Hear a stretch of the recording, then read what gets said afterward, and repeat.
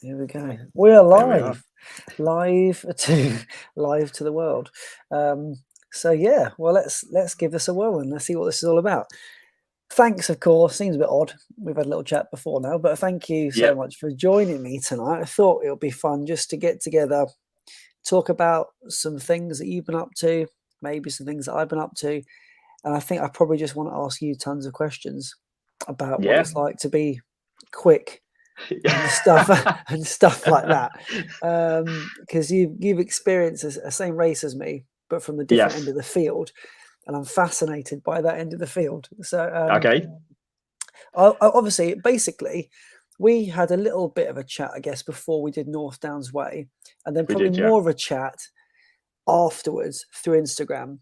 But you are an enigma because your Instagram is not full of your history. So there's no way of doing a deep dive and finding out what you're all about. So I thought I'd just start by asking that question. What are you all about? What's the running history? What is Okay. running to you? How did you get into it all? That's what I'm fascinated by because it's not on your Instagram. Yeah. No. No. Not at all. There's not. You won't find much history there. So, basically, running history. Gosh, it's really interesting actually where it all stems from. So, um, basically, always started getting into running when I was about, I'd say, 10 or 11. And I remember we had this woodland behind my parents' house when we were younger, and we just used to set each other ridiculous challenges. So even back then, the ultra came out. Right. So I remember my younger brother and I, we would set each other a challenge. Say we had this loop of a woodland where there was two entrances. You'd run down the road, go in one entrance, do a loop of the wood, come back out. And I remember saying to my brother one day, let's do 300 laps. So during the summer holidays, he's 4 years younger than me. So we're talking about 7 and 11. And we were just doing laps of this wood. And we had a bit of paper on the tree and a clock attached to a tree. So a bit of paper and a clock. We'd come around and we'd just tick off every loop. So Wow. that was the origins of our running. And we'd have our own like mini Olympics, say, can we do 100 laps of the back road? Just all sorts of Whoa. things. Yes. So that's where the running first started. Okay. Um, but it then progressed into once I started high school. I remember doing cross country and obviously not thinking anything of running and thinking if I'm particularly good at it. We just did that for fun. That was just what we did during the summer holidays or the weekend. Yeah. Not trying to be competitive. Went into cross country and found I excelled at it. So just straight away Okay. going to cross country. That transitioned to track and field. So started doing 1500 meters. Did very well at that as well. And again, it all transitioned from just having Yeah. fun. None of it was right. I need to win. I need to do well. It was Yeah. just off the back of that fitness that I was building at a very young age. So I joined as I was doing quite well. I joined my local running team, so Southampton Run Club, and then started doing cross country, track and field with them for a couple of years, and then for no reason at all, I just quit. Right. So Okay. just completely quit. I was about 14 and stopped running completely. I always maintained my fitness. So Sure. I'd say always from that point, I was involved in lots of different sports. Used to do lots of gym, lots of circuit training, all throughout university, circuit training, gym, cycling, but no running. Right. And came through that. And I'd say probably about 2016, started doing a couple of 5Ks. So I would go for a 5K loop every few days. I remember it absolutely exhausting me. Right. I remember I really wanted to try and get a sub 20-minute 5K. Sure. And Yes. Yeah. The goal. The goal. yeah, absolutely. Once I achieved it, I then stopped running again. Okay. So, so it was very on and off until I'd say I went through some, obviously, as we all do, some challenges in my personal life. Sure. Um, and that's when I really started pushing back into running.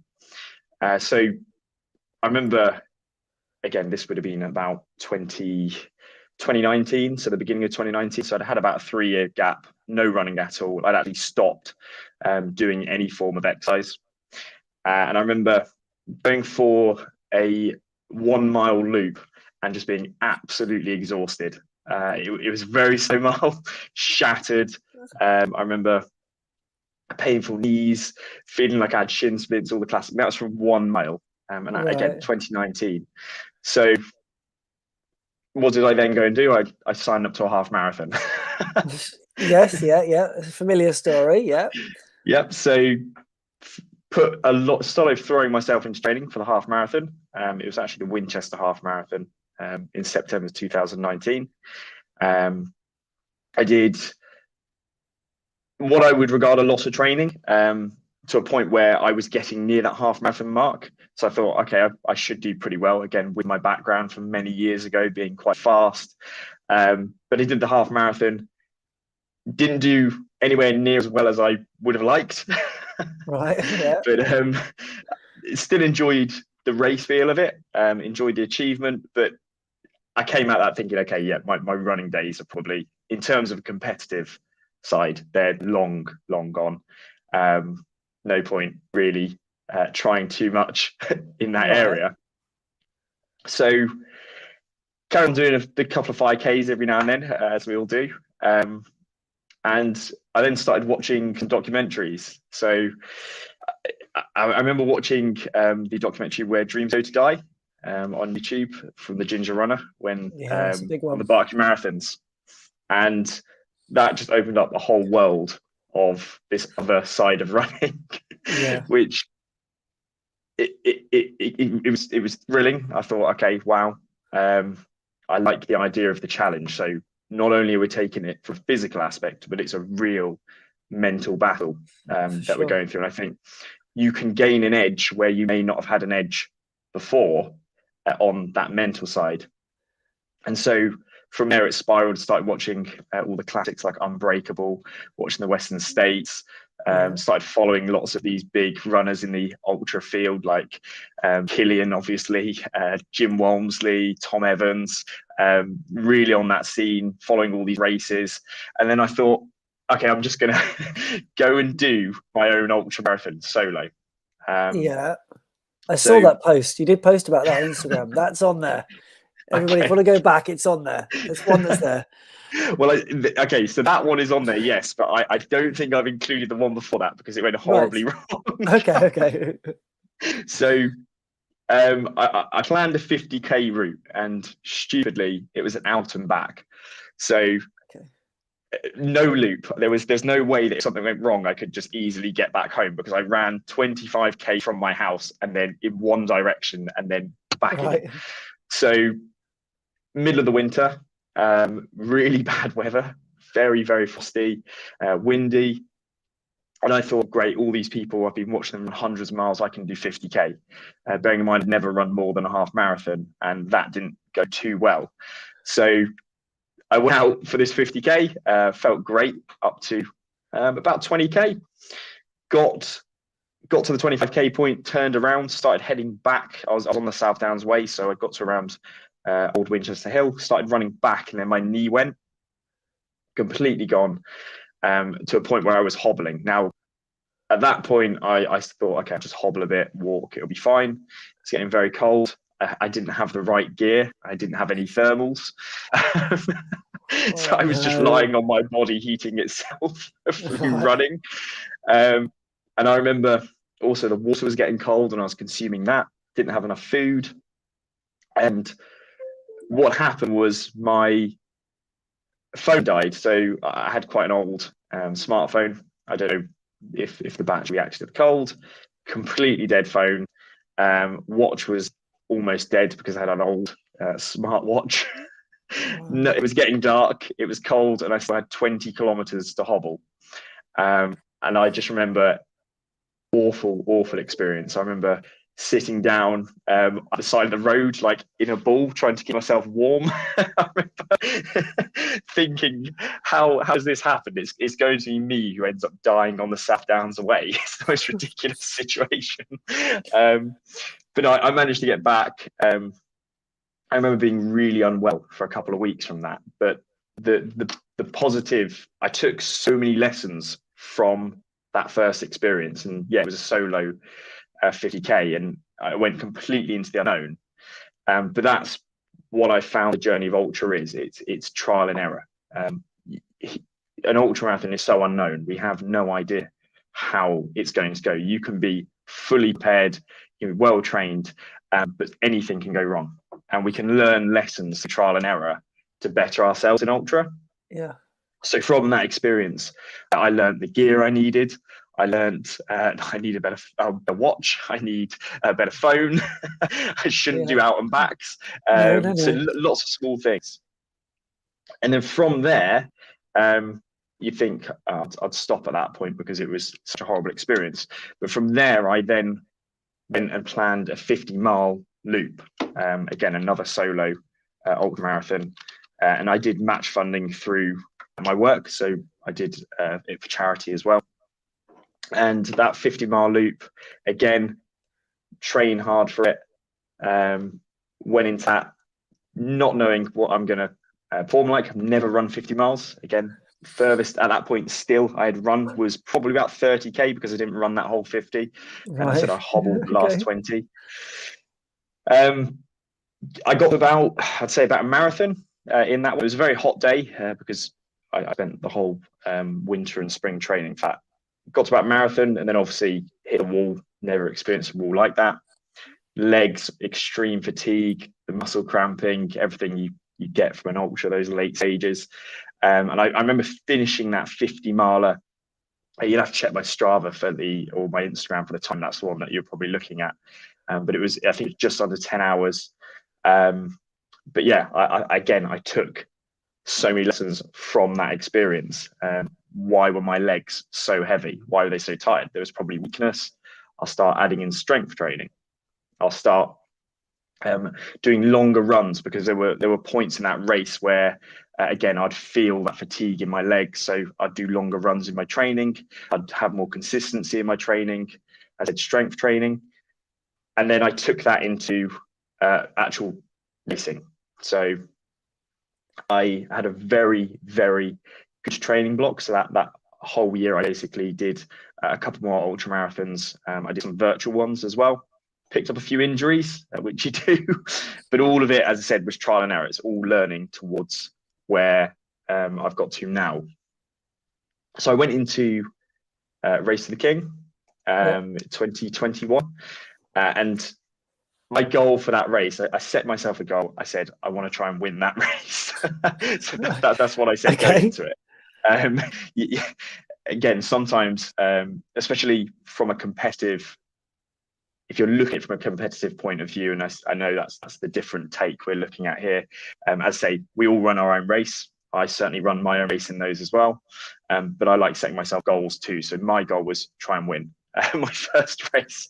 So I remember going out at that race. It was a staggered start, but I remember blasting off quite soon at the beginning, going quite far ahead. I remember getting a substantial distance. Everything was going great, felt fine. I remember having some the handheld bottles like you see. Yeah, saw that picture.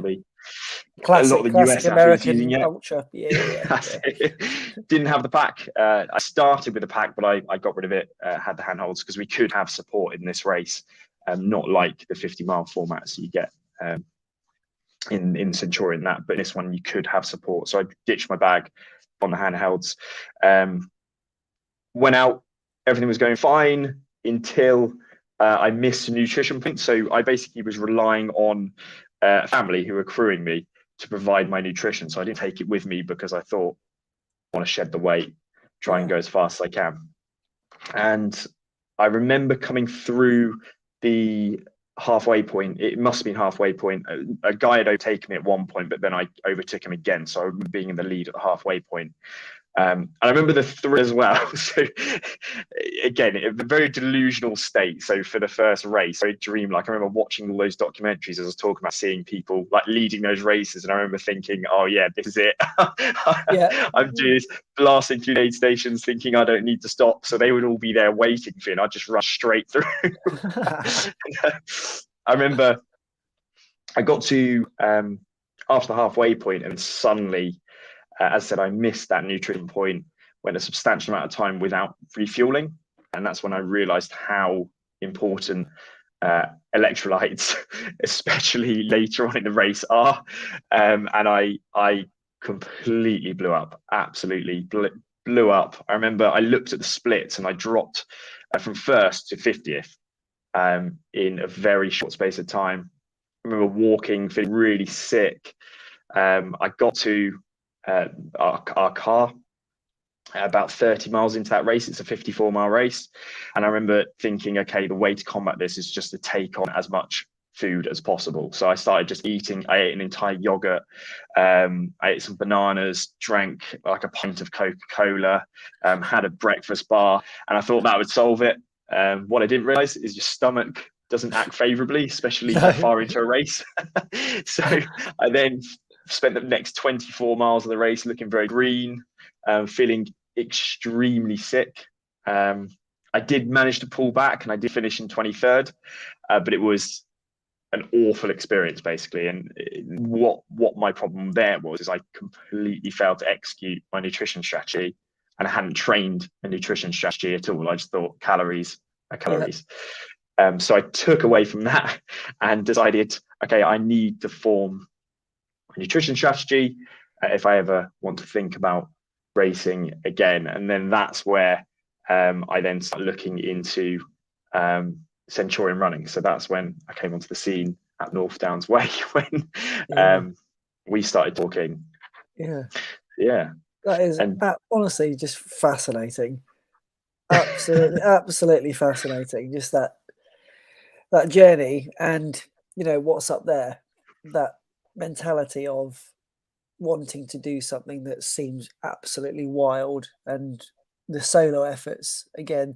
I think for people who haven't gone beyond that kind of half marathon, that marathon point, the ultra distance, there's definitely a change of pace in terms of where you need to be in your head. yes, I think those short distances sometimes is a case of just hang on and you'll get there. yeah, Ultra, you can't actually just hang on, because there's a lot of hanging on to do to get to the end. And there's a lot of markers throughout an ultra race that are constantly reminding you you've got a long way to go, and you've got to be really in it from the start to see it through. you do, yeah. I found just thinking about you in like in those early days. So I'm thinking that the love of running was just something you did as a kind of like that child, teenager. At what point did it? You're saying in high school is when it transitioned over into more competitive, and that's off Yeah. the back of being. Do you think naturally talented at the cross country, or you think you'd already sort of subconsciously you built a bit of a tolerance to what running is without really thinking about it? Well, I'd say there is some aspect of natural. There are some genetics there. I know we've got a history of runners in the family. So my granddad was a very good runner. My mum was a runner, so Right. we do have that history there.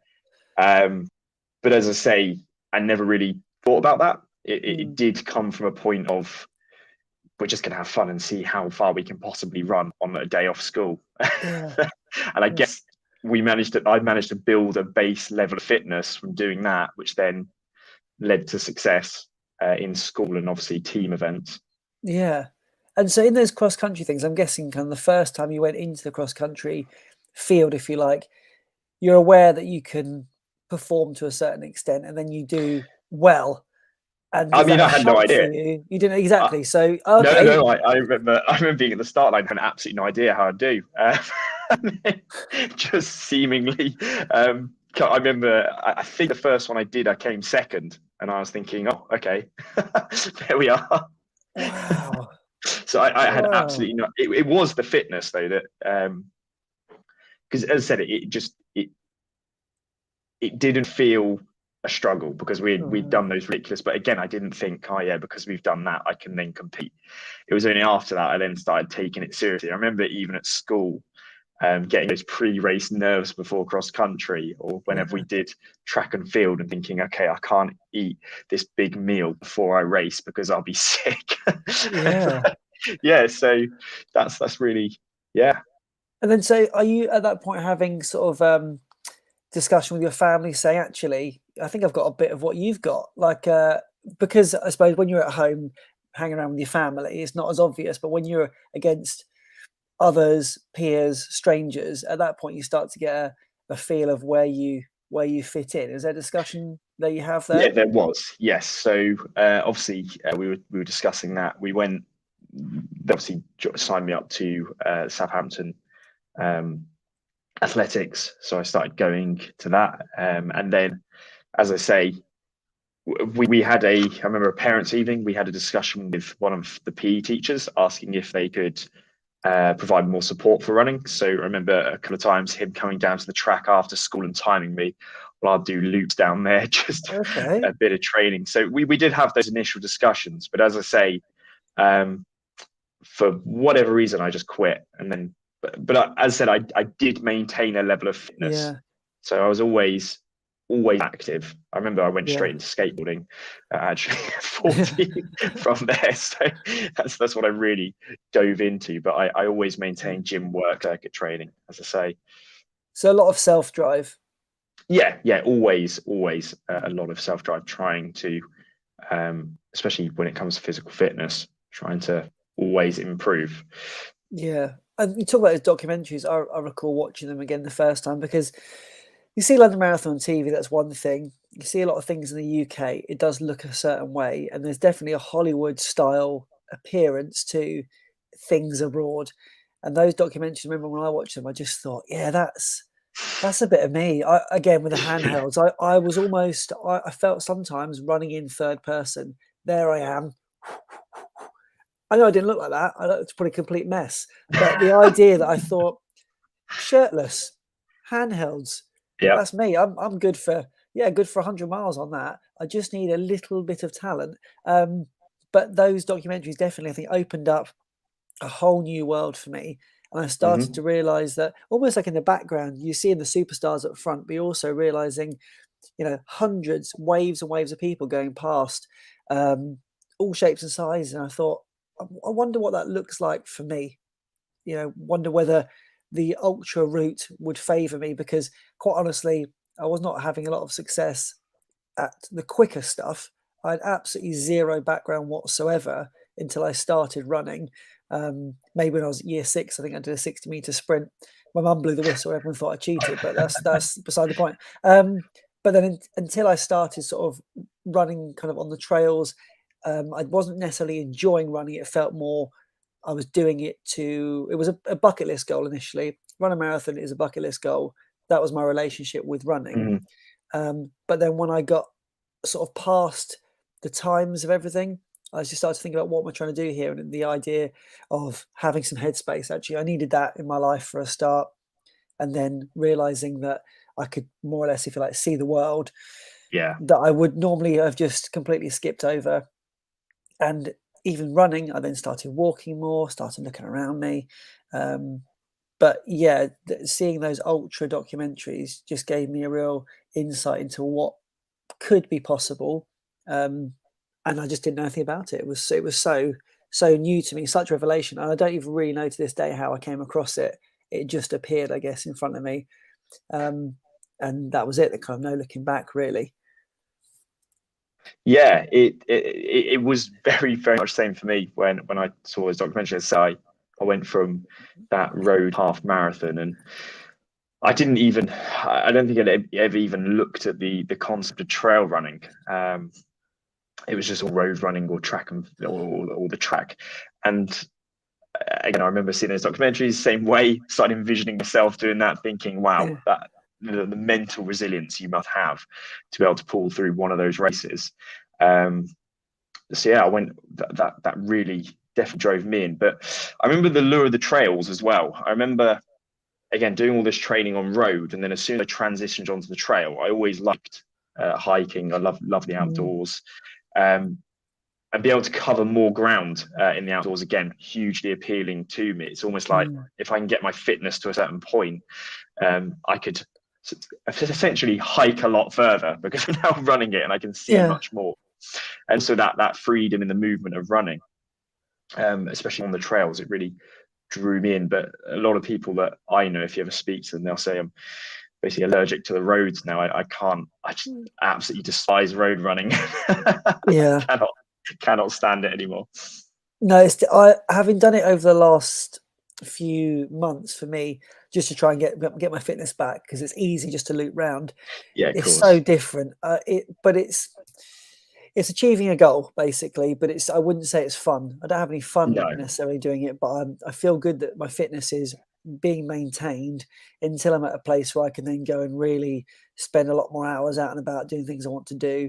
But ultimately, I need to get back up kind of in a relatively quick way and just looping locally, Yeah. early morning, late at night. It suits me because I'm not immediately on the trails, and I don't want to drive to places that feels a bit counterproductive to drive somewhere. But yeah, it's just I find it quite freeing to be able to run on the trail, especially kind of in all seasons. If you've got the right gear, it really does just open up so many different avenues, and you meet some great people.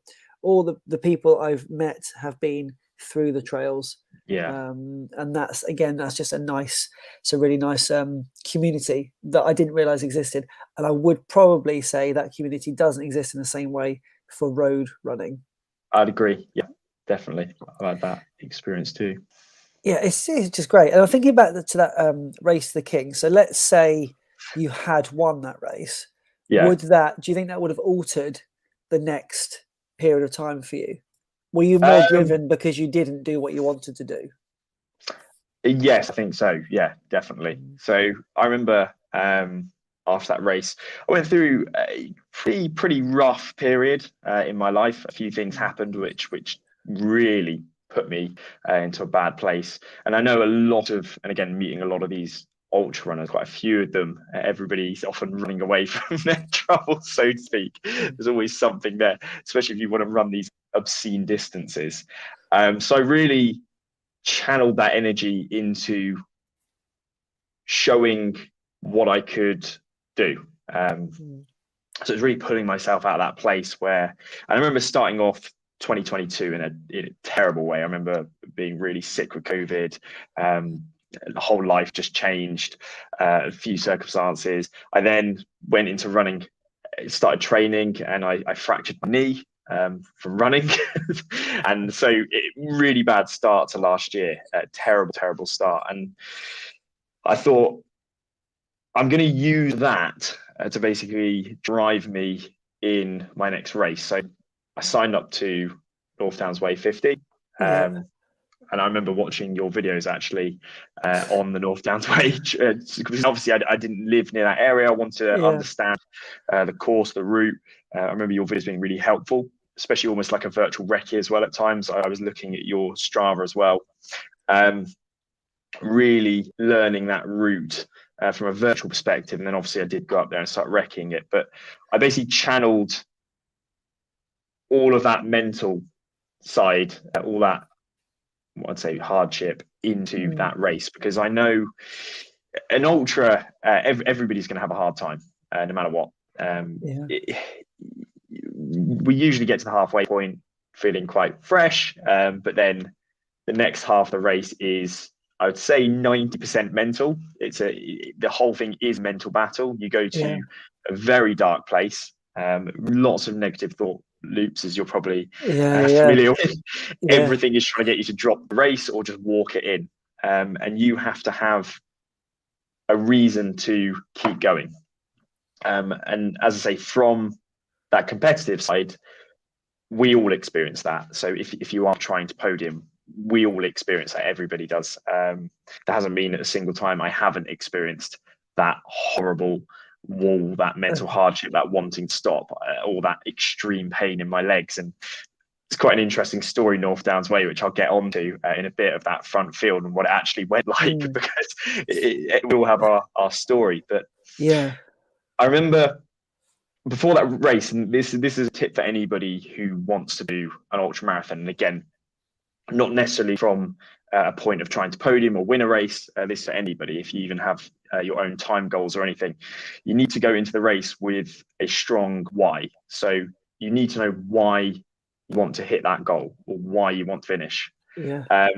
That, and it needs to be a strong reason, and it needs to be something that you have sat on and really thought about and spent time in thought on that why. It needs to be embedded in your mental state. Basically, you need to go to that race. It's there, it's who you are. So you do whatever you've done in that race. Your training will take you to a certain point, but when that wall hits and you do go into that horrible spiral, that horrible thought loop, you then need to pull on that why. So what I do usually the week or 2 weeks before a race is I will sit down. I'll spend about an hour just writing down the reasons why I need to push through that pain, and it needs to be something bigger than the pain I'm going to be experiencing. Yeah. So some of them can be very deep, and especially where I came from in the last few years. I drew a lot of that from the last few years. And I spent that week, as I said, almost meditating on that. So it was always in my thought. A couple of days before the race, really starting to withdraw from social media, really thinking about that.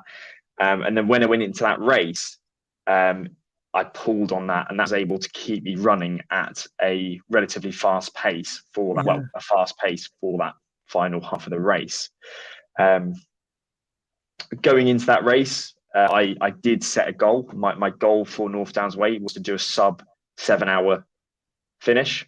That was what I wanted to do. I wrote that down at the start of my training block, North Downs Way sub 7. I didn't achieve that. I did very well. Yeah. I think it was 7 hours 13, I believe. I might be wrong there, but it was just over 7 hours. I can tell you, Oh Sam. yeah, go for it. I can tell you what you did because I've saved it. Guess what I do? You did it in, one moment, please. 7 hours, 13 minutes, and 43 seconds. And for people listening, by the way, so it's 82 kilometers. Elevation gain in meters, 1,674. Average pace of 5:17 per kilometer, which is sickening. Absolutely sickening.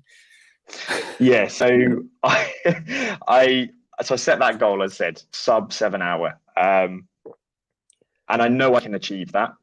I know I could have achieved that on the day. I did execute. I know what went wrong for me in that race, which again I will get onto in a moment. But that was the goal. So I remember getting to start line. I remember having a few discussions at the start. People saying, "What are you looking to do today?" I was like, "Sub 7.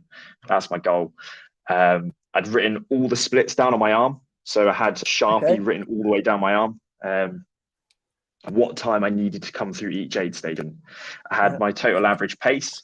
So it's all on my arm. And again, I'd done a huge amount of training before that. I was at points getting up to, I think, my highest mileage week. I think I did 120-mile weeks. I was doing huge vertical gains. So I was doing big runs. I was doing elevation training on treadmills. So what I'd do is I'd go to the gym in the morning, get on the treadmill, incline, and I would do a vertical kilometer or hike a vertical kilometer with a weight vest on. I'd then do a leg workout. I'd then go and do a run in the day, and then potentially come back to the gym later and do more vertical gain training. As I got close to the race, I then made it more race specific. So I know the North Downs Way is definitely a race of 2 halves. So the first half, relatively flat speaking. I know we've got St. Martha's in there, but in terms of what you're about to come up against, the most elevation obviously you're in, it's condensed into a very small area. I think there's a 10-mile area with a substantial amount of elevation in there, and so you are dramatically changing up your pacing and your race strategy. So what I'd do at weekends is I'd do back-to-back long runs, but I would have a route which first part was flat, second part very hilly. So they would range between a marathon and 50K. Those ones that I'd do. So huge amount of training that I was doing for that race. Not so much focusing on speed. It was more, I knew the pace. So obviously I'd calculated the average pace I needed to do to hit sub 7. And on paper, I know we're running for a very long time. It's not it's not extremely fast. So yeah, 5:17 definitely sickening because we're looking at how far we're running forward. Yeah, Yes, yeah, absolutely. But it, I'd say if you have the fitness and leg strength, you will be able to maintain that pace. yeah, It's not like you're sprinting, like you're running a marathon like Kipchoge or something. yeah, So I'd focus more on strength. Again, need the leg strength to take me that distance and running at that pace, because you will know your legs absolutely get destroyed during an ultra marathon. I can't explain. They basically just stop working. It's like they become blocks of wood. And I experience that in every race I do. They just completely burn out.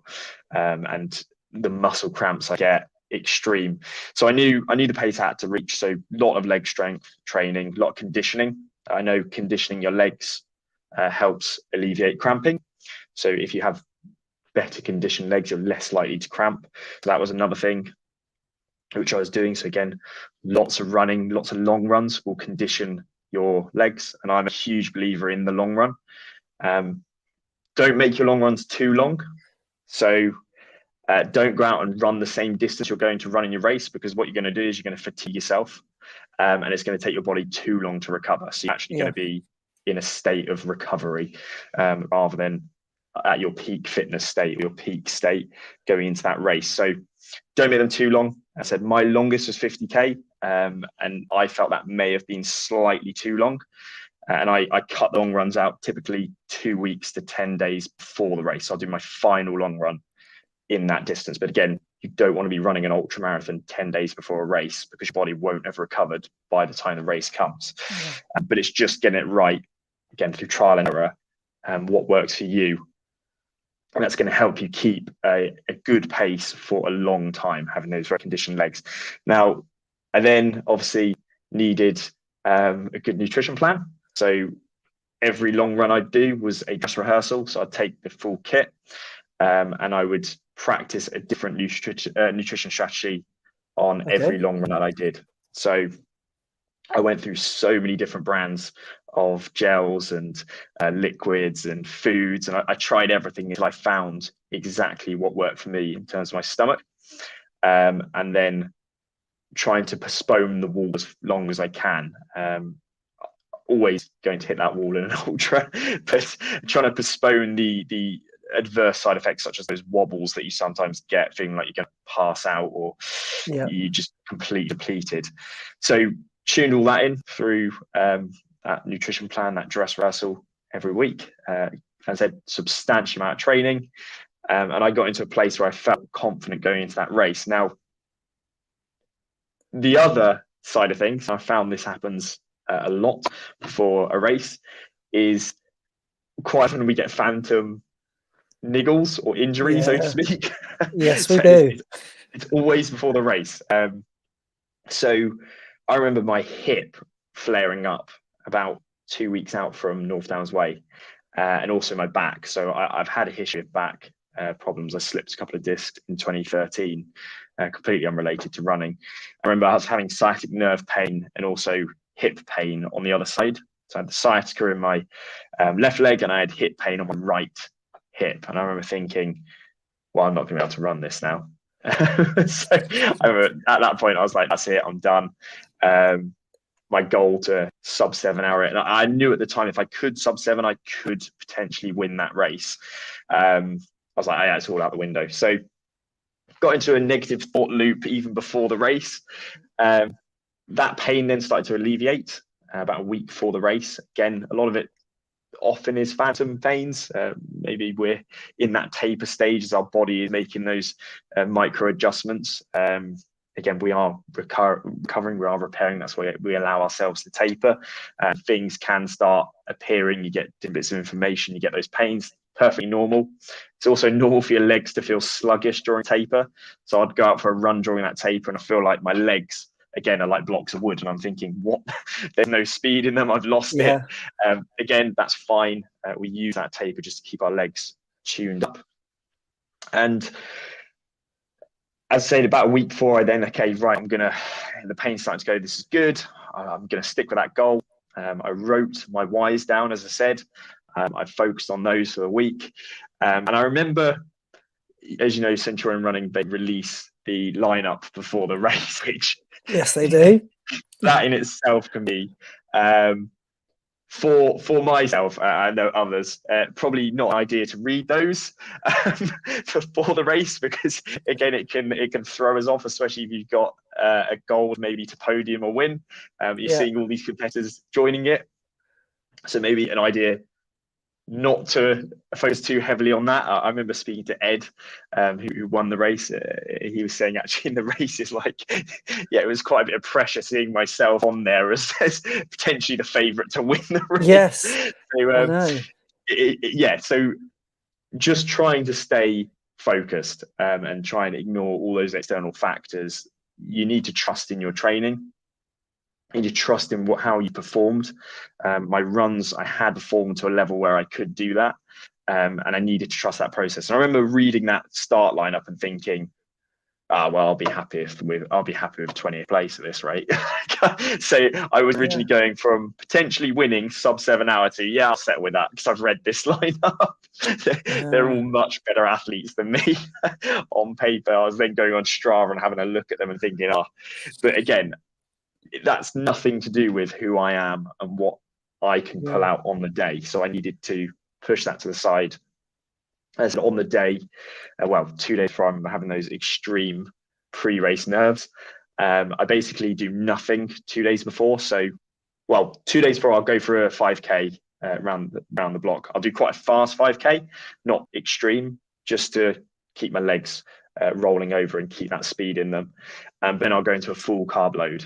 So I'll eat very bland carbs, but a lot of food. So again, just to protect my stomach, whole gastro system. On the day of the race, I'll eat lots of just plain boiled potatoes, and I skin them and boil them. So even the skin's fiber, so I don't want that. I'll have plain white rice, plain tofu, no salt and pepper, no oil, no sauces, and I'll just eat bland like that. If I want vegetables, I'll eat carrots. And that's my diet for 2 days. Okay. Again, it's just ensuring my stomach is in a good place. I've obviously got those glycogen stores. I'm fully carved up, ready for the race. And as I said, I eat a lot of food, but it's a lot of food that won't cause upset.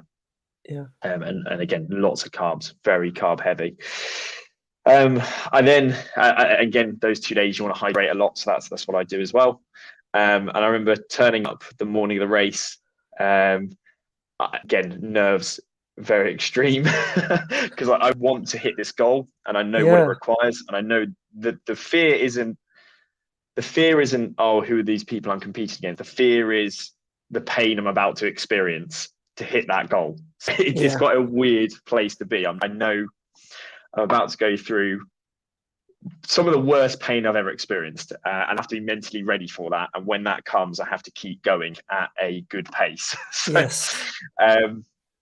that's where my race nerves always come from. It's always anticipating the pain and the suffering that I'm about to go through. And so, towed the start line. I remember Ed coming to the front. I remember all the people I'd done research on being at the front. I actually remember seeing you, Dan, in the hall at the start. I was actually on the floor in the corner doing some stretching. I was doing some warming up in the hall. Oh, you're somebody who actually warms up. Yeah, I was just stood there like a lemon, not knowing what to do. Yeah, no, I've got a whole warm-up routine again. I'd very strongly recommend that, just to, again, get your body almost primed for running. So I'll do just some dynamic stretching. I'll do some like jumping around, some high legs, just lots of different things which I'm moving around doing in the hall, some donkey kicks, all sorts. So I was doing that all around in the hall. So I was all warmed up, felt fluid. Again, I did still go into that race with a slight twinge in my hip. Didn't think anything of it, although now it did lead to quite a significant injury, which did take me out for about 2 months, but I'll get into that. So I popped some paracetamol and got on the start line. I remember, obviously, James doing his countdown and then telling us all to go. And from the off, I knew the first half I needed to make time. So I needed to pull. Again, a lot of the time they say start off slow. If you feel, I've heard phrases like, if you feel you're going slow down even more in an ultra. For me, I knew my training. I knew how I'd trained. I knew how I executed it. For me, it was going to be fast up to Box Hill, so up to the top of Box Hill. I wanted to be getting to the aid station at the bottom of Box Hill in under 3 hours. So that was my goal. Yeah. So went straight off at the very beginning. We went to about a group of 5 of us, which at about 5K dropped to a group of 4 of us. So there were 4 of us running. It was me, James, Ed, and Luke. Luke, who had won the South Downs 50 a few weeks before. So it was us 4, and we were just having general chit chat at the front, even though we were running quite a fast pace. Yeah. I remember looking at my watch, and we were in about the 4-minute to 4:30 range per kilometre. So about, and going below that at times. So we're dropping below 4 minutes a kilometre at times, which I was thinking, oh gosh, this is actually faster than even I've anticipated. But we were having a good chat. Just again, it's another good thing to do. Just getting a good group of people, have a chat. I even said to them, it feels like we're just on a Sunday long run with a group of friends. Try and withdraw myself from the fact we were racing. Remember, we all came through the first aid station together. It was very quick. We basically didn't stop. We were only there for about 5 to 10 seconds. It was literally, we had our bottles out ready. What I had was my pack, and I had the 2 bottles here, which were empty. So I started off with no nutrition. Okay.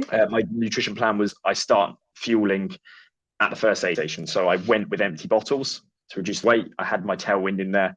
They filled them. I had 4 other bottles with tailwind ready. So when those are finished, I'll sort out, put the next empty ones in and refuel. So that way I'm minimizing my time in the aid stations as much as possible. And you want to do that in an ultra. You don't want to be stopping for too long.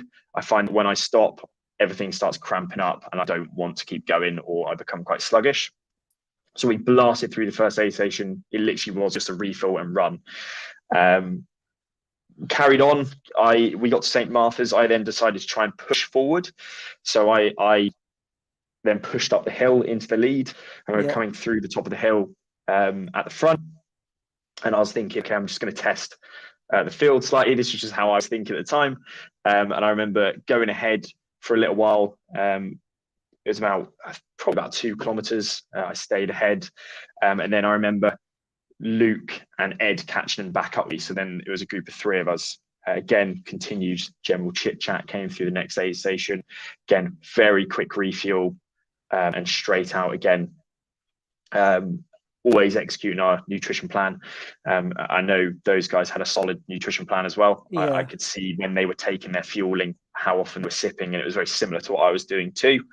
So we all knew what we were doing. I remember we then got to, it would have been probably about, I'd say about 6-7K out of Box Hill. Ed and I then pushed forward. So we then started just going off. I remember we were talking. I remember started feeling a bit rough at that point. So I remember it must have been just again, I hadn't taken enough electrolytes. You get those, you start feeling a bit wobbly. And I'm thinking, oh gosh, we're only about 30, I don't know, 34, 33, 34K into this race, and I'm feeling like this. It's quite a warm day as well, wasn't it? It was quite a warm day. Very warm day. Quite deceivingly warm, I think I remember. Yeah. It's quite funny. You mentioned that. I've done a lot of sauna work and sauna training. Okay. Right. Okay. I was actually in the saunas every single day in the lead up to that race, and I was even doing training as well. So in case there was a hot day, so I was able to deal with the heat quite well, especially later on in the race. But I remember taking on some more fuel, and I felt okay after that. So I then thought, right, I'm going to push forward again, get to Box Hill. I remember Ed saying to me in that race, he said, whatever you do, don't get to Box Hill too quick. And he said he remembers one year getting there. I may have misquoted this in about 2 hours 50. And he said that he did that, and because he hit that time, he completely blew up. We had done that race in the past, and then he had a dreadful second half. And I said to Ed, well, what time are we on for? And he was like, 2:50. So we Right. Okay. had a good laugh at that point because we were exactly doing what we said we wouldn't do. And then for some reason in my head, I thought, brilliant, I'm just going to push forward. I'm feeling great now. So my that wobbly phase had gone. And this is where now I know I shouldn't have done this, and I know I could have performed a lot better if I hadn't done this. And it was that case of when I did then decide to go off into the lead at quite a pace. I remember doing a sub 25k during an ultra marathon near the halfway stage, which isn't productive. No. It was coming down No. past the vineyard. Denbies, yes, it's Yeah. quite a flat. Yeah, it's a flat and fast up until that So point, up by the church. Yeah. yes, I was doing the sub 4 minute kilometers down there. I was absolutely blasting down there. Came into the aid station, felt great. I thought, okay, I'm probably taking it too fast, and this is where it makes no sense looking back in it.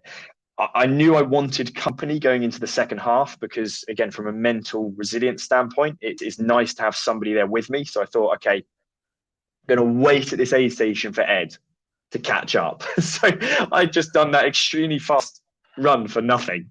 And I waited at the aid station. I was just standing there chatting to the volunteers, like having a bit of fuel, food. Ed then comes down the road a few minutes later. I think it was 5 minutes later. And I'm like, okay, let's go. So we go together. We go up Box Hill together. Obviously, we decide to walk up it. He said, he was saying from previous experience, always walk up Box Hill. So we did. We walked up there It's good together. to know. Yeah. And I remember James was there filming us for Instagram. He was like, guys, because he was saying this isn't meant to be a local stroll as a joke because we were just strolling up the hill. And then I remember just as we started, because we went up the bank this side, not the We steps. did, yeah, So which I found worse than the steps. yeah, it was absolutely horrific. Yeah, it was a horrible slog. Even walking up that, we were just in a bad way. We had got to there so quickly that we were just in a terrible, terrible way. And again, before I get on to that, I remember having those same feelings which you can get carried away from, of being in the lead, having watched those documentaries of thinking, oh wow, this is how it is, and like people on the course like cheering you on or taking pictures, and I was thinking, yeah, this is what it feels like. But you really need to stay grounded in those situations. Extremely important to stay grounded. I think that's why I may have then just blasted off with that 5k, which I shouldn't have done. But we got to the top of Box Hill, and I remember as you start going into the woods at the top, Ed then starts running on, and I'm thinking it was like a switch. I just completely, in an instant, hit the wall completely. It didn't even gradually come on. It was literally like someone switched the switch on. Body completely fatigued, worn out, felt sick. And there's two things you can do in that moment. You can either think, okay, that's it. There goes Ed, he looks fine. Or there goes the person in front of me, they're fine. I've blown out.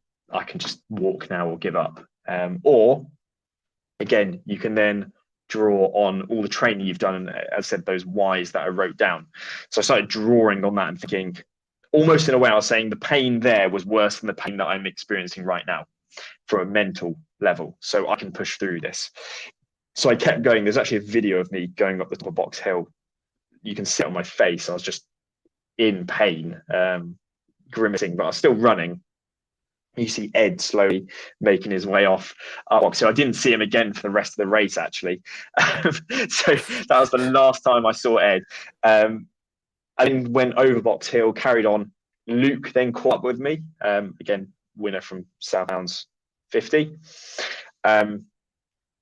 And it sounds bad, but it's quite refreshing. But he also was going through a bad place mentally at that point too. So I stuck with him.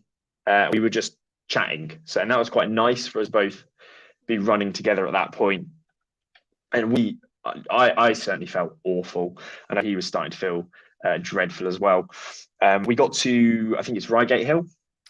Is that the one where it's like a dirt path going up? I found that one. I actually found that the worst hill of the whole thing. just because of where I was. Yeah, I think I was still Mentally, recovering from Box Hill. I found it really. it's awful. Yeah, I seemed to be completely wiped, and in my head I thought, I know I need to run on this flat bit across the top by the cafe. I just feel like I need to take 5 minutes. I was just all over the place, Yeah, whereas I yeah, hadn't felt like that at the bottom. And then no, obviously I'm running towards Reigate Hill, and I'm getting there thinking I just need a little breather, and there's another hill, and that again was like I just need a bit of a time out here yeah, because the aid station is after all of that, isn't it? You go past it a is. little, Yeah, and I just thought I need to get to the aid station here because I need to regroup and I need this hill to go away. yeah, it was awful. I remember going up that dirt hill. I was right behind Luke, and again, another good tip for ultra is train your hiking as well, because you have to hike up some of the very steep hills. Everybody does. I didn't see a single person run up that hill. I didn't see a single person run up Box Hill either, and you have to have good hiking strength too. So I did a lot of hiking training with weight vest before my ultra as well. So I was adding that into my training where I'd hike up big hills with a weight vest on because you're going to have to use those muscles at some point too. But I remember even my hiking, I remember Luke just like his hiking, he seemed to be just blasting away from me by hiking. And I was thinking, oh my goodness, I was trying to hold on to him. And then I see Daniel Weller, he just goes flying past us, he just hikes straight past both of us. I remember him saying, "It's tough, isn't it?" he just came out of nowhere. He wasn't even with our group at any point of the race, and then there he was, just going past us, looking really fresh. And I remember doing research before, and I remember looking at him before the race. I knew he'd be somewhere. So obviously, when he went past, that was that point, and I knew he was a very good runner. Now, again, both of us were in a very negative thought loop. It was just spiraling down and down. I remember me and Luke talking to each other about this beforehand. During the race, we were talking about this. And I remember he was saying, I just don't feel like I can compete today. I just can't tackle these hills. And obviously, I'm doing the same thing. I'm like completely worn out. I remember him making a comment as well. One guy's just past us. We got to the top where it gets flat, and another guy goes past us. So now we're in 4th and 5th place. And he's like, 2 guys have just gone past us. In a moment, 20 could come past us. And again, you have to take yourself out of thinking like that because it's an ultra marathon. He is a proven great runner. He'd won the South Downs 50 a few weeks before, well, I think 6 weeks before. We're all feeling this. Everybody in that race is going to be having a horrible time. And you have to remember that. You're not going to get 20 fresh guys just suddenly run past you, especially at that point. So you need to understand that everyone's having a hard time and you need to keep going. So that's how I started then thinking. And I was saying that to him. I was saying, look, we're all having a bad time. I remember he was having real trouble as well with he couldn't. I remember coming to the aid station there as well, and he couldn't take anything on. So what I started doing was, and I tested this again in training, if it gets bad, I normally down a glass of water or a cup of water and then down a cup of Coca-Cola. I don't know why, but that works for me. As well as having my tailwind and everything. So I did that every aid station. Water, Coke. It was almost like chasing with Coke. So I remember Luke didn't take anything at that point, and he was saying he was having a few stomach troubles, obviously the heat and everything, hot day. I remember him starting to talk about potentially dropping out. So we carried on through. I remember this runner who was out that day doing a 30-mile run because he was training for a 100-mile race. He was then running near us, and he was running just behind us, and he was talking to us. And I remember thinking, okay, I need to just break away now because I was using Luke to keep me going mentally, but I could see obviously the race wasn't going well for him that day, and I needed to then go into my own race. But there was that element of fear that I still have quite a substantial distance. I had still well over a half marathon to go, and I had to go it alone, and I was in this horrible way. So at that point, I just went for it. And I don't know how, but I had this second wave. Again, the whole time feeling awful. Remember my legs, I was getting such extreme cramp in my legs, but I just kept going. And to a point where I started actually saying the reasons why I wanted to push through that pain, I was saying them out loud. So I remember running through it past a few people and thinking they must think I'm insane because I was literally speaking them out loud. Oh, I've just had a light off and I'm immersed in darkness, but that'll be fine. You can still see me. You look good. You look good. That's all right. So I remember going through that again. Awful experience. But then the real self-belief, and especially that I would podium that day. So I was in 4th place. Now, obviously, I'd broken off from Luke.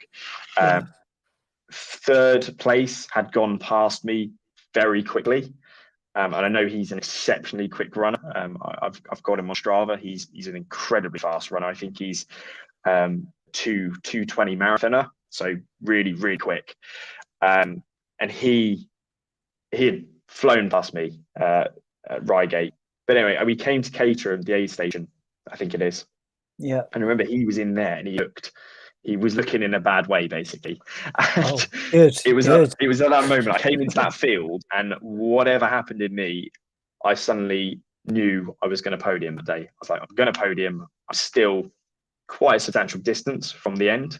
Still had to tackle Botley Hill, I believe it is, and all that, and then the last part. But I'm going to do it today. So I whipped out my bottles, filled the tailwind, took my Coca-Cola, my water. He then started coming out of the aid station with me. Again, aid stations, I'm only there for maximum 20 seconds. Straight out the aid station. I don't take any food. I think the most food I took was at the final aid station, where I just had like a cup of like ready salted crisp or something, just to have something in my mouth because I was sick of the taste of the gels. It gets quite sweet. Yeah. So he started coming with me, and then again, that second wave, for whatever reason, I remember him saying he'd never run that far. And I started saying to him things like, we're all having a bad time. I was basically saying everything that I'd been saying to Luke beforehand. And then, again, all reasons why. And then I remember getting to Hill and he was like, have a good race. And then I just went from there. And the rest of the race really is a blur. But it was extreme pain, extreme suffering. I remember at one point I stopped because I needed to urinate and just fall into a bush, and cutting my arm and everything because I was just all over the place in that race. I felt drunk, but I was still going. I put my music in, speaking out loud all those ways. And I did actually on paper quite a fast end of the race. I remember going up Botley Hill, running into the aid station, and all the questions that I was asking was, how close is the person behind me? I wasn't concerned about Ed or Dan. I knew they had sealed their positions. I just wanted to get the podium at that point, and I was determined to do that. And so I'd say to them, where's the person behind me? And they'll be like, what about the person in front of you? And I was like, no, I need to know where the person behind me is, because for the rest of the race, I was running scared. I was looking over my shoulder constantly. I know there's this 2:20 marathoner coming up on me, and he could get a second wind and just fly past me. So I'm so conscious about that. I remember coming through at one point, I wish I knew all the place names. Again, I'm not familiar with the area. There's a road that you cross before you go up into almost like a ridge line. You come down before the final bits. I know the trails get quite empty at those points of walkers. But I remember my parents being there, and they were like, the person behind you is two kilometers behind you. And I was like, how I gain that gap? So before, I was looking over my shoulder thinking I was going to see them in every field or behind every bush or tree. And I've actually gained a good amount of distance. And then I just kept going from that point, really kept going. As I said, it was all the why, everything. Like, my body was physically done, completely done. Everything hurt. My knees were swollen. My legs didn't feel like legs anymore. I felt physically sick. I couldn't even swallow my drink anymore. It was just spraying straight back out my nose. That was another thing that was happening, but I just kept going. And then I remember coming through at the end into that 3rd position, and it was like, it was really interesting experience. I remember what Dan said to me, Daniel Weller. He said he wasn't expecting to see me come in at 3rd because of how I looked at Reigate Hill, which was a substantial distance. 20 miles back or so. Yeah. So he was not expecting to see me come in next. And I think I actually gained, it was around a 20-minute lead on 4th place. So in that final bit, I managed to distance that much. So, because I remember it was quite a long time before he came through, and then quite a long time after that before the next person came through. So it just felt like there were three of us just standing around chatting at the end for a while. But yeah, and then the next few days, obviously, a horrible pain cave. But that was my experience in North Downs Way. It's just so fascinating, the insight, because of course, when you're sort of where I was in the field, and my training going into was rubbish. I wasn't in any place to do particularly well, even though I was quite driven to do that.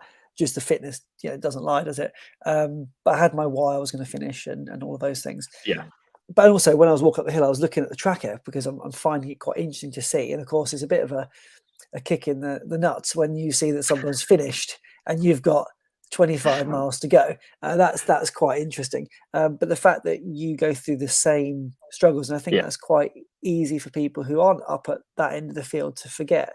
In my mind, you've sailed through the finish and you're fresh doing another sort of 10 miles and you're comfortably completing the race, where the actual reality of it, and you've shared that so well, is that you experience exactly the same things. You're Yeah. thinking the same things. You're still having to be mindful of nutrition, be mindful of everything you're doing ahead of the race itself. Wherever you are, you're going through that same agony, and that to me is really almost like reassuring to hear, because I think I said to you afterwards, I'm documenting it from where I am, but what does that Yeah. look like up the front? I mean, presumably, there's no one behind you, no one in front of you, but No.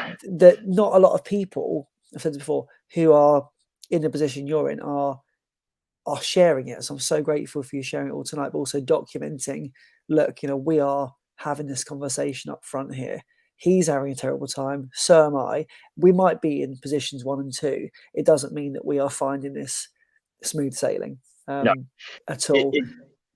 It can be quite an interesting experience as well, especially when you're leading one of these races, because at times, as I say, what you do in an ultra, you can gain quite a bit of distance on the next person. So it almost sometimes just feels like you're doing a solo long run. It's weird. Not everybody's turned up to the race yet, or they're at that point to welcome everybody through.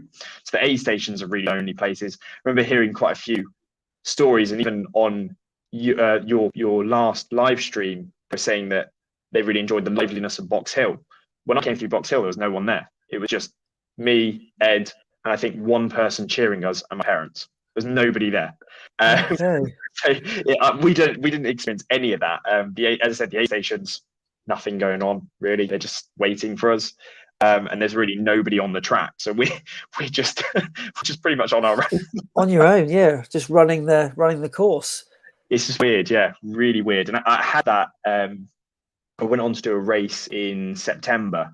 There were two races happening at the same time. I remember there was 100k and it was 60k, but it was actually 50. Well, it came on my watch at 50. I think it was 58k. 57, 58k. I did that one just because I had a race planned after that, and I didn't want to do 100k because it wouldn't have given me enough time to recover. And again, my goal for that race, my personal goal, is not saying I think, oh yeah, I can do this, but I wanted to set a course record for that, which I did. But I remember that was a very lonely race. It was a really weird experience, that one. They basically set the 100-kilometer group up off half an hour before my group. So you had 250 people go off before me. And I remember, again, one of the mental goals I had was, one of my mental challenges was thinking, I'm going to play it like a game. I'm going to overtake every single one of them. So before I finish. So that was my goal. And I remember coming past first place in that race. It would have been about 36k into the race. So I still had another 22k to go in the race. I remember that final 22k, there was no one. It was just empty. It was like I was just running along the South Downs on my own. I remember to the point aid stations weren't even set up fully when I was coming through. So especially there was one where the car turned up with the volunteers and they were getting out, and such a ridiculous story. Now I'm not going to say who it was, but they didn't have the tanks out with my Coca-Cola, which I like to take, and the water. They didn't even have those out yet. And there was a guy, they had to scan us in, and he didn't even have the scanner on yet, and he was coming over to like, no. And I said, I set off half an hour after that. And then I remember the final aid station going through there. It was just a table and there's nothing on it yet. Nothing had been put on the table. And I think there Wow. was one volunteer in the car who was getting out of the car and loading the things ready for the runners. So yeah, it can be a very different experience. Yeah. At the end, Wow. the clock, they were putting the clock up as I came through. So yeah, very different. And you finish and there's no one there. It's just a quiet, really quiet atmosphere. Like when I finished North Downs Way, it was just the volunteers, Oh, no. cameraman, Ed, me and Dan. That was it. You don't think about that. You don't think about that at all. So I'm coming through the aid stations. There's nothing there because it's all gone. But there's nothing there for you because it's not been put out yet. That wasn't Centurion running. Centurion running very good. This was a No, but different. yeah, They didn't anticipate us coming through yet. no, of course. I really went hard on that race. So Yeah. yeah, that was interesting experience. That was. So you do these races, you do well, and now you're sort of riding a bit of a wave. I'm guessing you're thinking Yeah, this is you know, whilst you might have some ups and downs during the year, generally you're looking at the peaks and you're going, actually, that was a yeah. really good performance. At this point, are you considering yourself for other bigger races? Are you being recognised by people, or you're feeling the pressure of being recognised? Whereas before you were kind of under the radar, you've entered, no one really knows who you are, but now you're third place North Downs Way. Now you're course record. Are you under more pressure? Yeah, I mean, I like the feeling of turning up and just being quiet and not no one knowing, because I signed up to Wendover Woods was going to actually my peak race for last year. That was the big race that I was going to Yeah, do. I did an absolutely massive training block for that. I remember doing some time in the Lake District and doing some extreme vertical gain, literally huge rounds full of peaks every single day in the lakes, training for that race, Wendover Woods. And I was very, very confident going into that race. More confident than I've been probably with any race I've done before. But I slipped a disc. So it was an injury which I couldn't, I anticipate. physically Yeah, could not. I lost yeah, all the power below my knees, effectively because of sciatica just completely ruined. That was getting out of bed one morning. So that took me out that race, and it was a huge blow because it was 2 weeks before the race. But there was pressure before it because I remember, again, my name was then in that pre-race lineup. I yeah, remember Ed was meant to do that race as well, so it would have been, but he went out because of injury as well. So it would have been a really exciting race. yeah, Like go again with Ed in that one off the back of North Downs, where neither of us could go ahead and do it. But yeah, there is a bit more pressure now. And you definitely are riding the wave. But again, I need to. I've got big goals, especially this year. There's a few races that I want to do. I'm returning to North Downs Way. That is one that I'm doing, North Downs Way 50 again in May. amazing. Do you want me to pace you for that? Do you need someone to Yeah, go pace for you? it. I'll be in and around about 6 minutes per kilometre on the flat, Brilliant. if that's interesting to you. Yeah, oh, that'd be so Let's epic do it. to Let's watch. do it. If I can get a bike, an e-bike, or driving the car, I could probably keep up with you. Yeah. But yeah, that's going to be really cool, then, isn't it? And you Yeah. So obviously you've the lessons learned from that first time round. You're going to anticipate everything that's coming your way, aren't you? exactly. Yeah. It's always the thing with, and I found with ultra marathons, it's always battle against injuries. So the Yeah, training can be so substantial that you're almost on that borderline of getting injured and then knocking yourself out of the race. So I've got that. I also had Race the Stone last year, which I had to drop out. That was in the hip injury, which I sustained. I actually sustained quite a big hip injury yeah, from North Downs Way, which I didn't realize at the time. It was only after everything started settling down. Really bad hip injury, which went through quite substantial physio after that. So I had to drop out of Race the Stones, but I've got that on my radar as well. Again, another race which I'm yeah. hoping to do very well at, and I do have a time goal for that too. But I've got a race actually in just under 2 weeks, which is on my birthday. So Here we go. Happy birthday. Yes, here yeah, we I've go. never done this format of race. It's a backyard ultra, so I'll Okay. be running just over 4 mile loops every hour on the hour until there's one of us left. So last man standing. And it's for anyone who doesn't know, Laz, the guy who created Buckley Marathons, Oh created the yeah, yeah. format for backyard. So um, Okay. the goal for that is, and again, I have absolutely no idea how to perform in that, because that's not something where you just go out and race at a No. pace and hold that pace. Yeah. You can have very slow runners who can just keep going for days and then destroy me in that race. No idea how that's going to go. As it is my 30th, so I want to do 30 laps for my 30th. That's my Okay. goal. A funny story on that. My partner, we actually share the same birthday, so we're actually both turning 30 on the same day. And Okay. she's currently out right now in Mexico doing a bit of traveling, but she'll be on a beach in Belize enjoying herself while I'm running laps Enjoying around a forest. forest. Yes. Yeah. Yeah, Yeah. destroy myself. So a completely different experience. Wow. It's yeah, I'm hoping to go out there. Well, I am going a couple of weeks after that to recover. So Yeah. I'll be on the beach a few weeks later with her recovering. But no idea how that's going to go. I know it's a bronze event, so you get a bronze coin, then you can go into a silver event, get a silver coin, Okay. and then you can go into Laz's event if you apply his big dog's backyard, Yeah. and you can go and do his one. So it'd be a nice way to get into that community. That'd But be as I very said, we'll cool. see how it goes. I'm going into total unknown with that one. Yeah, because there's a different strategy, isn't it? Because you could just rip it through the first 4 miles, but you just sat back waiting. But actually, Yeah, you well, we're might not end up allowed. just We have to. You're not allowed to start the second lap until they blow the whistle on the hour. So we have to so you're just do the going to sit lap in an hour back. and then wait. Oh, Every okay. hour we have to wait. Yeah, So that's a bit of a 30 strange. laps will be 30 hours because we have to do the lap on the Of hour in the course. hour. You're not allowed to come in afterwards. You're not allowed to off before.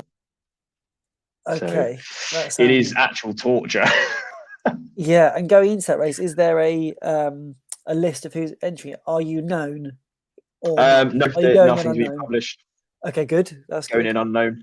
As I said, this is the total unknown for me Yeah, anyway. And I've never done that, been in that community.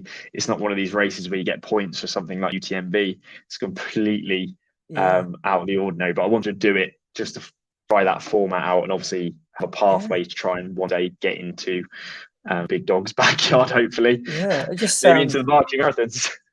It just sounds mad, doesn't it? It's a different format. It's something to explore. It's a once in a lifetime. It's on your birthday. You never forget it.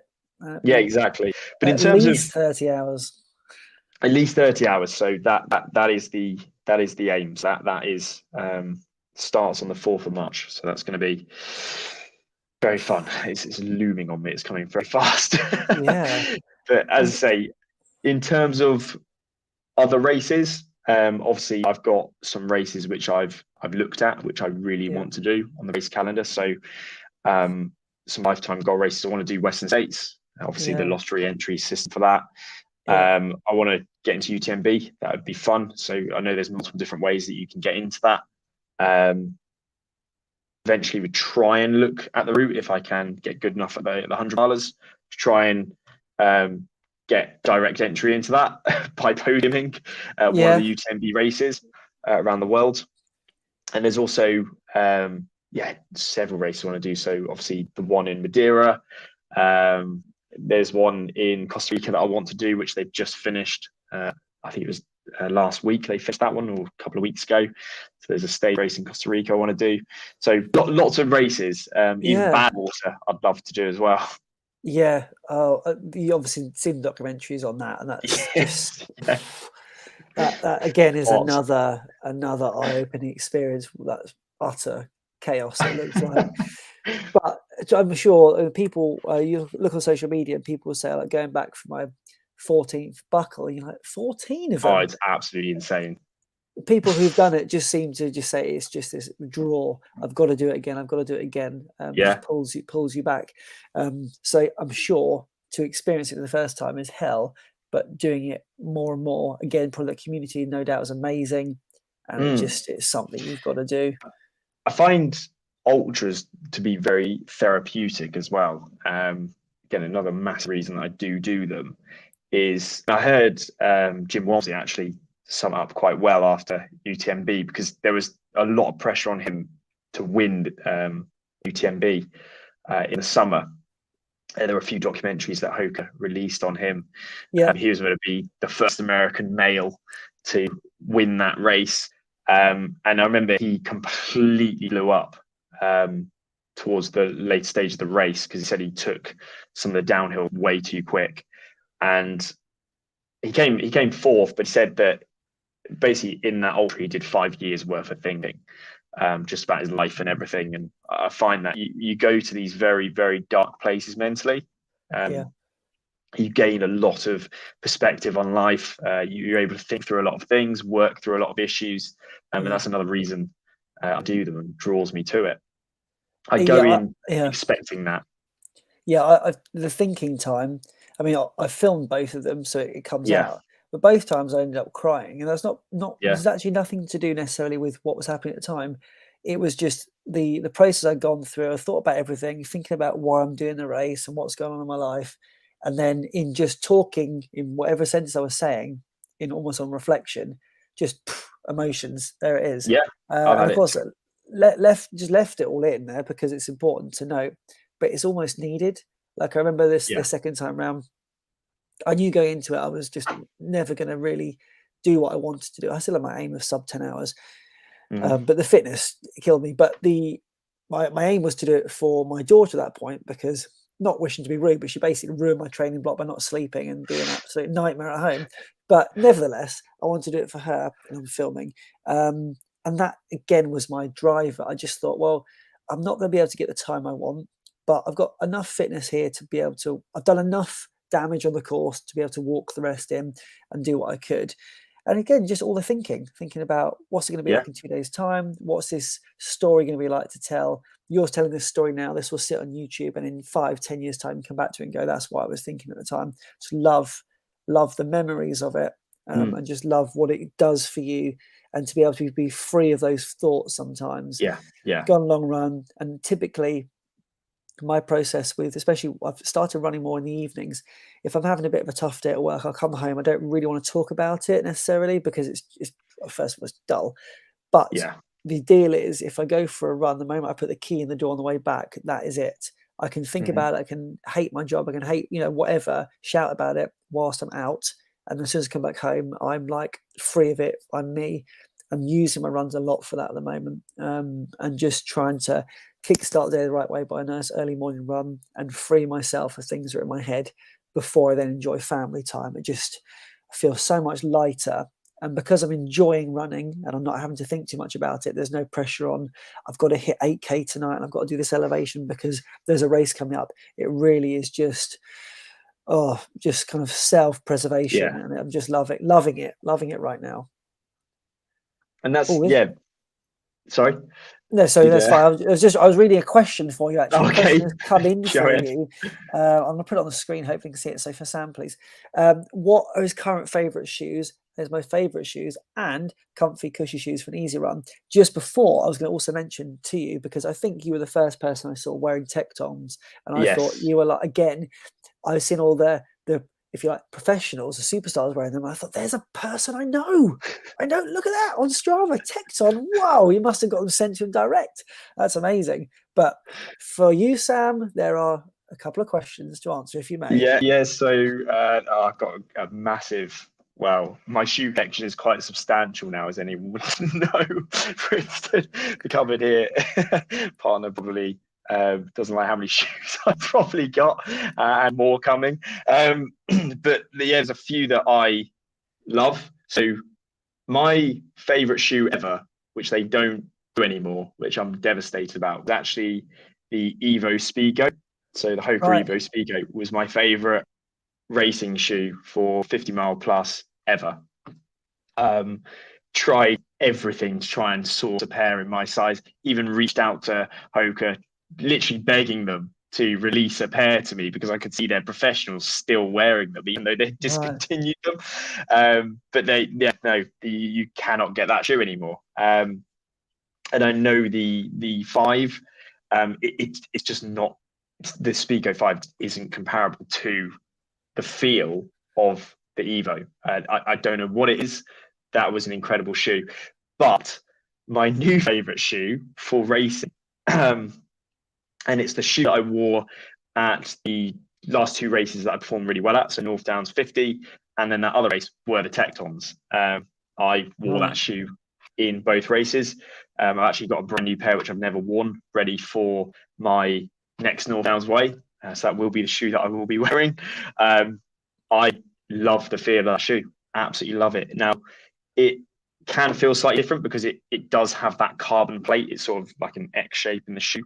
It is more firm than the really cushiony Hokas. Not quite as firm as, say, the Torrents. If anyone's used Torrent before, they are quite a bit firmer. Yeah, I've got a pair that I use once a year on New Year's Day for a park run.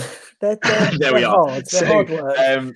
I didn't like them until recently. I started really breaking into them, but the Tecton is kind of like between both of those. It's the best lockdown in a shoe I've had for me personally. My foot, really comfortable. They've got a very thin tongue, which people don't like, but again, I find that very nice, very airy.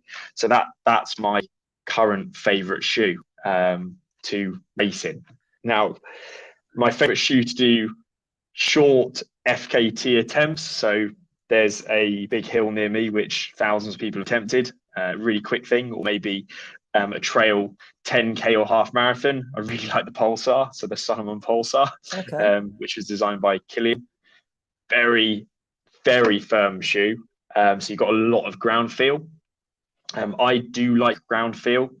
I personally don't like too cushiony shoes because I find my ankles roll a bit because I'm not feeling the ground as much. But at the same time, be warned, if you are doing an ultra, you need to have that foot strength in place if you're going to wear a firm shoe because your feet will get absolutely battered. So training them, do foot drills at night, like just do some YouTube videos on different foot drills to strengthen your feet. But cushiony shoes for easy runs. Really, my favorite one, Ultra Glide at the moment. That's a really nice cushiony shoe. Very responsive, very good race shoe. I will be wearing Ultra Glides for the Backyard Ultra because they're very cushiony. That's the Salomon Ultra Glide. And I'll be wearing those because I will be on my feet for potentially days and nights on end. So those are my Tecton. You will be, yeah. And Ultra Glide. Yeah, definitely. So you did the same thing I did because my favourite shoe is a Hoka Challenger 5. And I've had eBay notifications set up for the last 18 months. And I look every single day, and every time I get a notification, the closest I've got to a box fresh pair, I've got a pair that I haven't used. They've got 5 miles in them, and they are my absolute favourite. They're brilliant. I've got about 4 pairs, and I just want to get a box fresh pair just to put on the side and go that pair there. The 6 is not as good. The 7 I probably won't bother getting. I know it's devastating when they don't do them anymore. And I messaged them, and so my review on the channel has over 10,000 views, and I basically use that as leverage. And I said, "Hey, I think personally I sold this shoe out myself. I did myself a disservice, which screwed me. Can you please look in your warehouse? I am desperate." I got a response just saying, "Please, look at local dealers." I said, No. You have to have one pair somewhere around. Surely, yeah. And they didn't want to know. I said, "Look, there's 10,000." I said, "How many more views does this need before you will gift me something?" And they didn't want to play ball with me. And I said, "Look, it's an old shoe now. What do you care?" Exactly. But I just got to hope that somebody finds a pair they didn't want to wear. I do find that with Hoka shoes in particular, that the resale market is quite buoyant because people wear them for a few miles and don't like them the wrong size, not wide enough. And it's quite a good place to pick up. I did see some Evo. You find those Evos. They weren't my size. I think they were like a bit of a silly size, like 12 and a half or something mad like that. But I watched them and thought, there's potential to pick them up. But everyone's doing the same thing. It's just, it takes over my life, this notification system. I'm just And you get waiting for them. scared when a new shoe that's good comes out. You just want to buy as many as you possibly can in case Yeah, they discontinue that. I've got a Speedgoat 4. I bought one pair, really like them. So I bought a pair on eBay that a guy had 10 miles in. I actually started wearing that one all the time because it was already kind of like broken in. It just felt much nicer than the other pair. Yeah. So I started wearing that. I think they're even known on Strava as my eBay pair. But I've got two box fresh pairs because I thought at the time this is the shoe, and I still love the Yeah. shoe.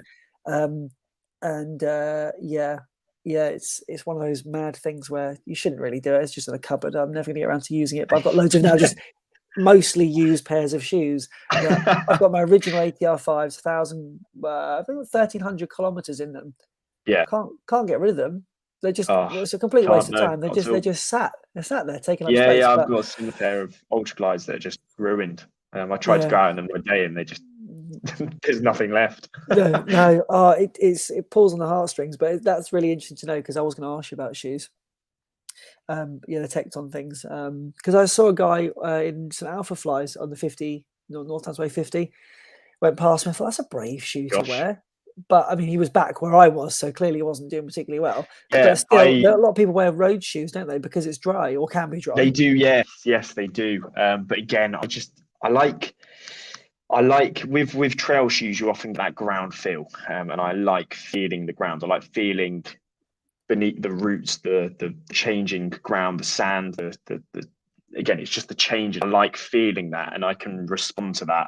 And I find that I can change my pacing strategy based on my ground feel better. And also my ankles tend to roll a bit with the more cushiony shoes. So it's just what I like. I know Kian has the same thought pattern as well. And I saw a person actually at the start of North Downs Way in that hall wearing some Pulsar, and I was thinking, that's brave. That's very brave. Yeah, it's so interesting, isn't it? Looking down at the floor, looking at people's kit, and some people seem to be, taking a massive hiking set with them. Yeah. Tent a lot. Other people tent with poles. Everyone's like, sort of judging each other. Of course, I had my waistband this year, which by the way, I think you would do very well on the waistband. I think you would because you've got the ability to. Maybe the bottle system won't work for you, but I think I if was you've got this, thinking it. I just feel like for 50k, I would definitely wear the band for sure and handhelds because you don't need the kit list is the Oh issue. no, yeah. The kit list is No, I wouldn't But wouldn't wear yeah, that. I've I got a great really, pack at the moment. yeah. Really good pack now. It's a new Salomon one. Oh, gosh, what is it? It's in the cupboard, but I don't know the name of it. It's a really good pack. You'll see me wearing it at the next race. I just can't find a pack that suits me. I think that's been my problem. It's just, Yeah, when if the bottles don't sit correctly on you, there's too much bounce and it just bothers me. And I no. remember getting my ribs absolutely annihilated by a, Oh, if you by have the hard bottoms on those, yeah, that yeah. can be an error. So I really felt like the belt was the way forward. I think I need to explore it more this year. Yeah, And I wear the belt every single run anyway, just to kind of store stuff in. But I yeah, feel you like, do need to get a feel for it as well. If you are going to be running an ultra with one of these pieces of yeah, kit, just wear it on every run. Just yeah, get your body used to it. fully loaded. Hmm. Yeah, I can see Chad there's put, he's got the Advanced Skin 5. Yeah, the trouble is though, is trying to get access to all of these packs. You can try them on the shop; they feel all right, but the moment they're loaded or semi-loaded, that's the problem. Yeah, exactly. It's completely different once you got that water in there. It's sloshing I about. know, and you can't really check that out. Again, the resale market on those, the used market, if you like, is pretty good because people often just don't get on with that. I've got the naked one actually. I got on eBay for Yes. 10 pound. I got the naked vest. It's a size Gosh. slightly too big, but that's a bit of a random one because I think you need to be shirtless and doing CrossFit, Ah, ideally. But because it's just odd, it's a naked band in the form of a vest. You put the bottles in there, and the bottles just get really warm. that's interesting. Yeah. I've But never again, even I should thought get rid that. of that. But I've kept it because in my head I think, well, if I get a bit fatter, I might find some use for that. Um, but yeah, it's quite fascinating. Gear is another discussion point, isn't it? Oh yeah, We definitely. could talk for hours about gear. Yeah, Um, yeah, but yeah, this has been absolutely amazing. I just wanted to know more about you, and I thought yeah, there must be a story there. Say your Strava. I'll put a link down below to your Instagram account, but I really want you to document more of your stuff this year. Yeah, I It's so should do. selfish. I just want it for me. I don't care about anybody else. I just want to. Well, we're looking to I know my partner's going to come to a couple of races, and she's got Yeah, loads of filming equipment, a few GoPros, drones, all sorts. So we're it'd be looking to so get cool. in there. I'm always so conscious about. I'm one of those people who weighs every single bit of my kit. So I'm Sure. on race day, I weigh everything. I get the lightest possible. I put my whole mandatory kit into a bag about this big, a tiny bag. Right. It was a dry bag, and I managed to get it all into a tiny ball. And that was the whole mandatory kit, an 80-gram coat, Sure. like a 30-gram headlamp. So I'm one of those people who weigh everything. So Yeah. if someone's filming, I always want someone else to film me. Yeah. But I'm probably going to whack out the phone a couple of times Yeah. during the next race if I can get That'd be out of really that cool. horrible headspace. Well, even if you picked up some film equipment between aid Yeah, stations and just did a little bit, yeah, I just think it's good for the soul. I always say to people, even if you don't upload it privately, it's quite nice yeah. to, Of like, course. you talk your memories of North Downs Way are so vivid, and sometimes being able to look back and go, oh, look at me, what a mess. It's quite nice. It's quite nice to look at it, and then when you go into the next race, you kind of go, actually, I didn't pick up on that. So when I did my second race, I looked at my first race video, which seems a little bit arrogant, but I was kind of thinking, right, let me just quickly go through this again. When did I really start to hate it? And Yeah, the second yeah. time around, I was like, right, let's get past that point there. Remember what the hills are like. And then if I ever did it again, which I probably won't, until I have a really I good should. training block. My idea is, like you talk about your training block you had there, Mhm. I know full well I'm not going to be satisfied unless I can do a really strong training block and Yeah, walk onto start line knowing that there's, well, injury possibly aside, there is no yeah. doubt in my mind I am going to hit that goal, and that's the problem. Both the first time around I was fit That's it. enough, but I just wrecked my knee, I slipped. The second time around I Ah, wasn't fit enough, and but even the first time around, tying an arm sleeve, which I still have, to my leg to keep my kind of I guess patella or whatever at the top in place, that got me through the last 20 miles. I walked in, gosh. but that was a very miserable experience because the steps just, I They mean, are. they're, They they're absolutely batter you. they're But so I'd say uneven, so uneven. that's why again, wrecking is so important. Just Mm, you need to train for the race you're going to run. It has to be race specific training. So I did a lot. I did a lot of very intense downhill, very fast work. So I did absolutely batter my, completely battered my legs in training. Just again those quads, just blowing them out. Just so I was yeah, used to those downhills. I needed to have those conditions as well, so my legs weren't destroyed. And again, very race specific. I'd be on steps, running down steps very fast, or yeah, very steep hills, as I say, or um, you want to simulate those race conditions. yeah, You need your body to be adapted to it. You need to trust in your training. yeah, So often, again, on the very steep hills, we hiked up those, and as I said, I put hiking training in there so I mm, could do that.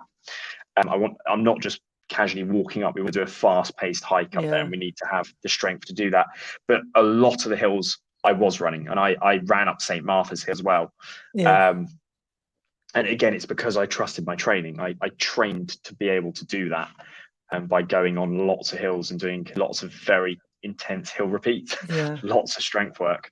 yeah. You absolutely put the work in. I remember looking at your Strava beforehand and just being really really aware that this is somebody who is going to get a certain result because of the work they put in. And we are obviously fortunate that your Strava was available to look at, but it's such an eye opener. And I think anyone listening to this now, if you want to do really well, yes, you can look at the splits, which is fantastic for Centurion. You can look at the splits of previous winners or wherever they come in the field, which is brilliant. But I think the Strava says a lot. You start looking at the Yeah, it mileage does. weekly, you start looking at elevation, because it's easy to clock up the miles on the flat. That's pretty Hmm. straightforward to do. But actually, for those kind of races, you're better to spend 2 hours going uphill than 2 hours You on the are. flat. And you might only cover, let's say, 3 kilometers, but it's so much better. And even for me, when I'm It is. running locally, I'm just trying to I run through university and I run down like it's almost like disabled access little pathways. Just run down those, and I feel it in my legs, but I'm actually feeling the benefit of it because it's basically the best downhill option I've got, and it's super firm. It's tarmac. There's no real chance of me slipping, but it's enough to just really get that push downhill that I need. And over the last 2 months, I found myself, went out there this morning, getting quicker and quicker, almost like tracking my splits from the top to the bottom. Whereas before I was a bit more cautious, and now I really am like really trying to attack them, running off the bottom of them, just to give myself a little bit more experience where I can't get to the trails at the moment and do the same thing. And that's why it's so important. You can have you can, as I say, you can have a start list. You can look at all the athletes. You can have some world-class 5K, 10K runners turning up, even very fast marathoners, all on flat ground. But how are they going to handle different conditions like steep hills and downhills? They probably don't have that same conditioning. Whereas a slower runner can come along and take them on those areas. Yeah, absolutely. Absolutely. It's just been amazing to talk to you. Thank you so much for your time. I think we should have a catch up in a few months when you've got your trophies under your belt. But yeah, if you can share some of your story selfishly, I'd just love to see it. I'll put your Instagram down below, which will be very active on in the coming weeks and months. I'm sure. There's a few races on the calendar, so and just I'm very, very proud of you for what you came back from last year with the injury, especially, and powering through. Just so inspiring. So thank you for delivering and just turning up and doing that, because it was magical to watch. Really, really magical. You've just done an amazing job, and surely this year you will do as well. North Downs Way podium, here we come. Hopefully. We'll see. You'll be on that little start list, won't you? You'll be there. I'll screenshot it and I'll link this video, and I'll say I spoke to him. Click the link. I'll tag Centurion. It'll be amazing. So thank you so much for everything. You're absolutely awesome. We'll just close off the live stream. Thank you to the people that have been watching as well. I hope you found that as fascinating as I did. And it will be a podcast as well. So there we go. We'll have to try and break into Centurion Running's podcast and try and knock them off the top. Right. So good night to everybody in the broadcast. Bye-bye. Thank you for being here. Let's end this in all 3, 2, and 1.